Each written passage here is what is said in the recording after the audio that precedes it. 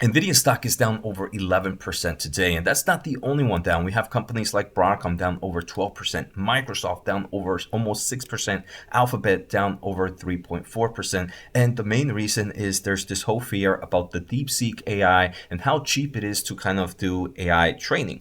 Now, on today's episode, Too Long Don't Watch, I'm going to say that this could be a good buying opportunity for the tech space as there is a lot of overreaction. I'm also going to say this, if the DeepSeek is true, and that's a big if it's true, it's actually not game over in my opinion. And I'll explain a little bit more in today's episode. I also want to share my overall thoughts on how I would kind of allocate money, my own money right now. So let's get started. But before we go anywhere, make sure to hit the thumbs up. Make sure to hit the subscribe button. Check out the pinned comment for special offer at fool.com/Jose. And check out my free daily newsletter, whatthechipHappened.com. The link is down below. Free newsletter. Check it out. I want to thank the Motley Fool for sponsoring this video, and check out fool.com/Jose for the 10 best stocks to buy now. With that link, you get a promotional offer for the subscription service. Now, let's continue with today's episode. All right, so first, guys, I do want to say good morning, and maybe not the best morning because it is the stocks. Our Nvidia is down roughly 11%. Today's episode, pre-warning, is going to be very quick, very unedited. I am in vacation right now, and luckily I brought my laptop with me. I don't know what told me to bring my laptop, but I'm gonna do this episode just gonna share my overall thoughts. And again, editing is gonna be pretty slow as I need to go meet my wife and my little one for breakfast downstairs in the hotel in a few minutes. But I just want to share my overall thoughts as I know a lot of us follow Nvidia and the AI market overall. So first, I'm going to talk about Nvidia in general, but maybe I'll push on to some other stocks later on. So we have the DeepSeek issue. And for those that are not familiar and not following DeepSeek is this AI company out of China.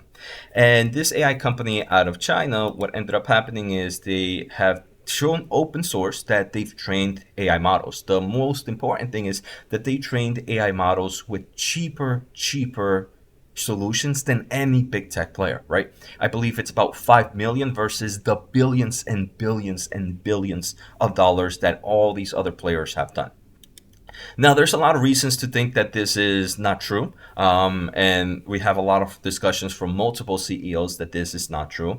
But the reason this is bad for Nvidia is the perfect example, the perfect way to think about it is, let's say you were training AI before and you think you needed the best laptop, right? A $4,000 laptop. So everybody was buying these $4,000 laptops and it was super great for the seller of that $4,000 laptop. Actually, after multiple ways of optimizing, you actually realized you didn't need that $4,000 laptop. All you really needed was the cardboard and some pen and paper to be able to figure out all these solutions, and you didn't need the laptop, right? So it would be a huge decrease in demand if you were needing to do more and more training. So that's kind of the top level overview, if true, right?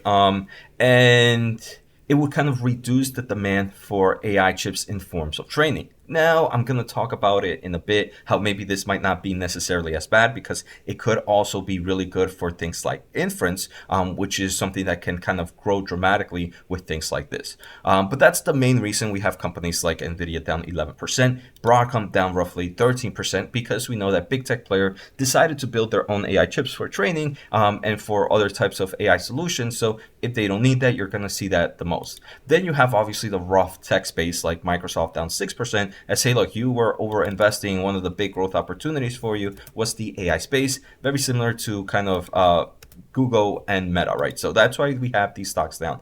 I think if you don't care about the AI market in forms of training, every other tech player is, in my opinion, gonna benefit from this, right? Let's not think about Nvidia. Let's think about maybe your focus on the other tech players. If companies like Microsoft and all these other players, the ones you're bullish on, this, in my opinion, would be bullish as they're not going to be spending a lot of capex, and they will be able to integrate AI to their consumers in such a rapid pace that they can all benefit, right? Meta, Microsoft, Google, and the list goes on and on, right? We have Amazon even down 4.5%. So if this is true, I think the market is overreacting in the cloud service providers and any software players that used to have to spend capex. And it should actually be very bullish for them as they will be able to introduce a lot of AI solutions out of nowhere. So that's not looking at the semiconductor market. Now looking at the semiconductor market, I first want to give my overall thoughts. I think this is false. I don't think the real numbers that they gave are true. I think the market is completely overreacting to Nvidia. But there's always some truth. I believe that maybe there's some optimization, but those optimizations are not the 98% for that China is making, right? There might be a few percentage points of optimization, which is actually good. But for too long, my overall gut feeling is telling me that this is an overreaction and the real money spent is so much more than what they're saying. Now, let's give the scenario that this is true. I think if this is true, it's actually not necessarily the worst thing. There's two scenarios if this is true. So if this is true, the worst case scenario is large language models was it for AI, right? That's all we cared about. Large language models was it for AI. If you think large language models was the endpoint of AI, then this is horrible news, right? Because now you're able to do it out of for pennies on the dollars, right? So if large language models was the last point of AI, this is definitely bad news for Nvidia. Luckily, I don't think that, right? I mean, I think AGI will eventually be the future of AI. So LLM is just, or these advancements in LLMs and all these AI solutions is just a way to get there. So the real way I see it, if this is true, what's going to happen is the following. We're most likely going to get AGI or this true AGI much faster than anticipated.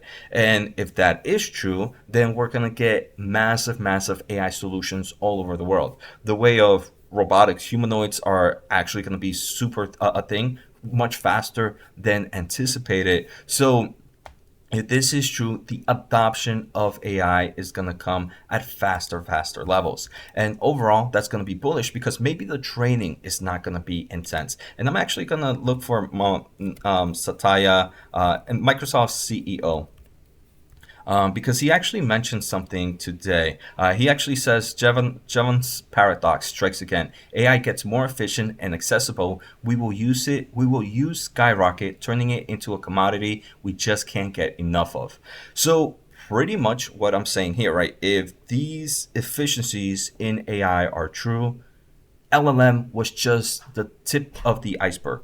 We're going to grow dramatically in this space. We're going to see so many new solutions. And for each of those new solutions, we're going to need a lot and a lot of inferencing compute power. And obviously, the big players here are going to continue to be Nvidia because they're going to demand more compute since we're going to be running AI everywhere, right? Everywhere you're going to see, not just in the United States, all across the web. So anybody that can provide those clouding solutions is going to win. And then anyone that's going to provide those computation solutions are going to win. So if this is true, I'm super excited because, I mean, for those that are not familiar, Meta, for example, has a lot and a lot of AI solutions, things like Meta AI 3D, Meta AI Voice, Meta AI, so many different AI solutions that they do not release to their users or to the public because it's just too damn expensive to run. But now if that solution is over, if they're not too expensive to run, the amount of AI solutions that Meta is going to have are going to be insane. And then the amount of computational power that they're going to have is insane. So again, I think a quick overview. There's three ways that this can play out. If it is true, if it's not true, everything's back to normal. I think that's the most likely case. This is not true. The second case is this is true and large language models was the last thing of AI. If that is the case, then I think this is bad news. I again believe that's not the case. I think large language models and these kind of chatbots and text generation solutions were just the tip of the iceberg of LLM.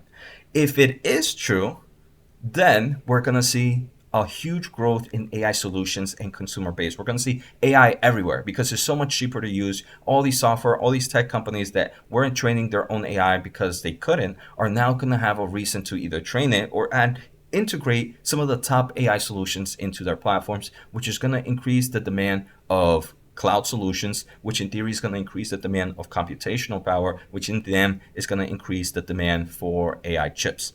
So in those scenarios, 2 out of the 3, in my opinion, are bullish for Nvidia and the semiconductor market. One is bearish for Nvidia, and the one that's less likely the case.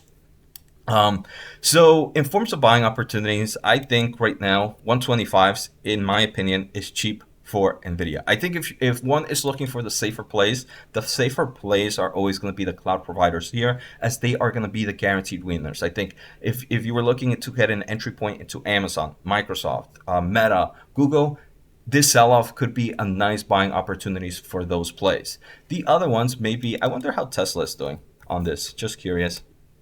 The other place could be software plays that are down right now, but could integrate AI into their overall market. So those would be the top players that I would look at during a sell-off like this. Now, Nvidia, in my opinions, are the ones that are going to be the most volatile, the semiconductor space. I believe Nvidia is going to be just fine. Broadcom can be just fine as well, as in theory, maybe this might increase the demand for individual chips or ASIC chips that maybe some of these big tech players might say, hey, look, maybe I don't need that many NVIDIA chips. Maybe I might go to Broadcom. So there's that Broadcom opportunity. I also believe MU is also another important player. Micron is one that I'm also going to be planning on adding during these sell-offs.